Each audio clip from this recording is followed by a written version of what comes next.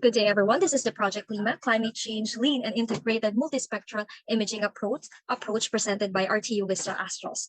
This project is all about the temperature, sea levels, and glacier endangers the Earth, as it is the indicators of climate change. Through remote sensing measures, we can be able to track or collect data for the rising temperatures and track cyclones. One good example of satellites is the Landsat satellite that has been serving for 50 years. But the downfall is that it is not a region specific. So as the Philippines are struck by more than 20 cyclones annually, it might damage the region's home. So this mission data can improve flood-prone land cover, gauge sea level, and track microplastics. This study will aim to analyze how this CubeSat can assess climate change indicator in the Philippines. Project CLIMA combines satellite spectral bands into one calibration to be able to aid in the collection of data with the climatic extremes. This is our team, the Project CLIMA team, and the RTUista Astros. And this presentation will have to discuss the key mission parameters, satellite design, payloads, and assessment. Mission parameters. Heat index. Heat stress is the leading weather-related killer, as cities may have a higher rate of heat-related diseases, including heat stress due to the urban heat island effect. It combines air temperature and relative humidity to generate a Fahrenheit temperature. Second is the appearance of microplastics. 5 to 13 million tons of plastics are dumped into the ocean each year, although only 0.3 million tons are floating around. This means that a lot of plastic is in the sediments or eaten by marine animals. Environmental deterioration increases when organisms encounter microplastics in their natural environment. Is the rising sea levels and stronger typhoons. With the climate changing and the ocean level rising, it's important to predict if tropical cyclones may cause storm surges and flooding in heavily populated areas and river deltas. Most adaptation studies imply people must relocate as sea levels and flooding worsens. By 2100, worldwide average sea level will be 0.98 meters higher. So at this part of the discussion, we are going to discuss about the components of the CLIMA satellite. So these are coming from the different satellites deployed across the world in space, and primarily from the BIRDS program satellites. So let's start with the antennas. So these antennas are coming from the ISIS deployable antenna system. So this will allow connections from Earth ground stations to transmit and receive signals from the CLIMA satellite. So it will allow the communication as well as the transmission of data and information to be possible. So this will be used by the ground stations in order to receive signal from the satellite. Aside from that, we will also have our access boards. So our access boards will be allowing us to access the mission payloads as well as controlling, debugging, and programming inside the satellites. So it will allow us to have interfaces or connections, as well as taking charge of the batteries inside the satellites. So this will allow us to do all that. Let's proceed with the other components. We also have our communications subsystem or our communications board.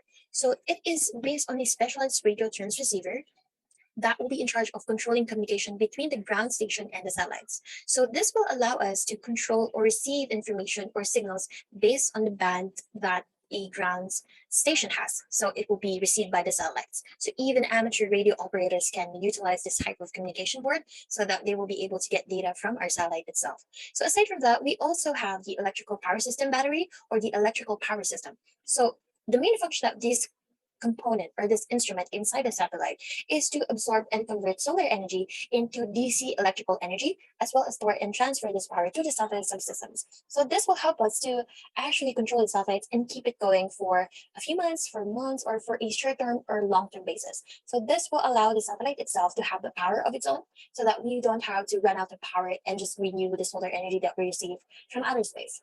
So aside from that, we also have various tools right here, just like the OBC, or what we call the onboard computer, as well as the magnetometer board.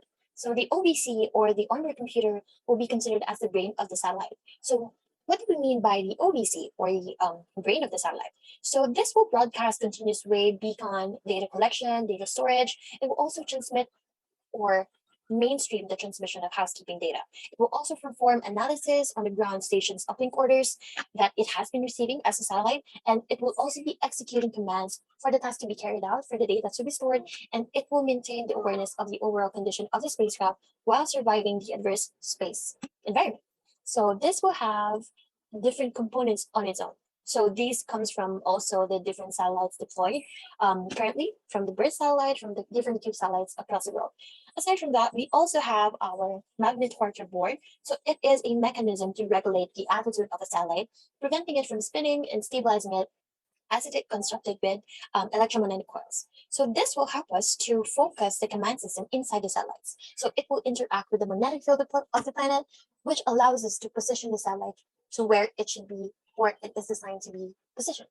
So moving forward, we have our reaction wheels as well as our BPB, or our backplane board.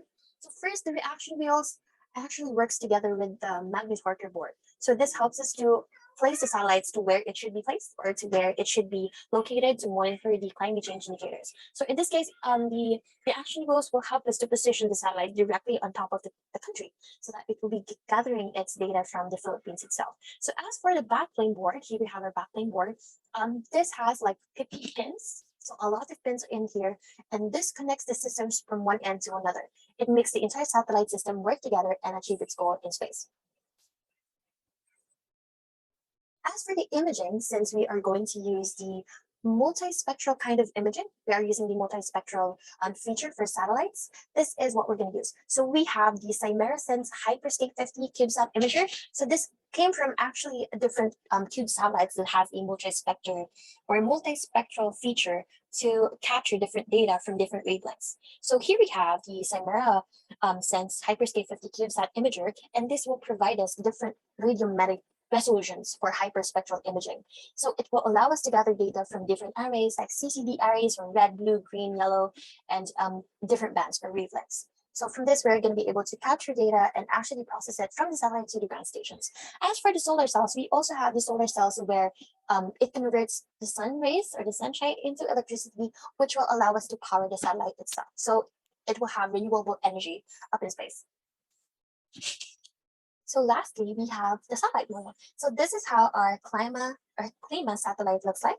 So it has the antenna, the access board, the communication board. Here we have the electrical power system or the electrical power system battery. We also have our onboard computer right here, a magnetometer board, the backplane board. We also have the Hyperscape 50 CubeSat imager, or what we call MSI, the action wheels, solar cells, access boards, and the communication board. So all of this came from the designs of cube satellites that are successfully deployed in space. So we made sure to keep track of how these satellites were deployed and how they were successfully refined to gather data from space.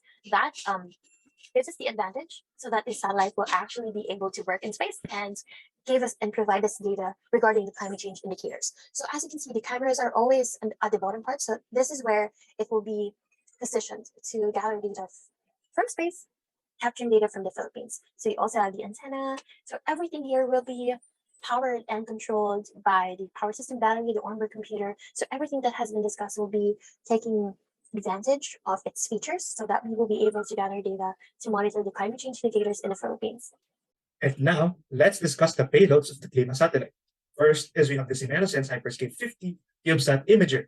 So this particular system can detect multiple frequencies, giving it the ability to image in the multispectral range. Next is we also have the ISIS deployable antenna system. So this particular system has 4 tape spring antennas, and each of them has a maximum length of 55 centimeters.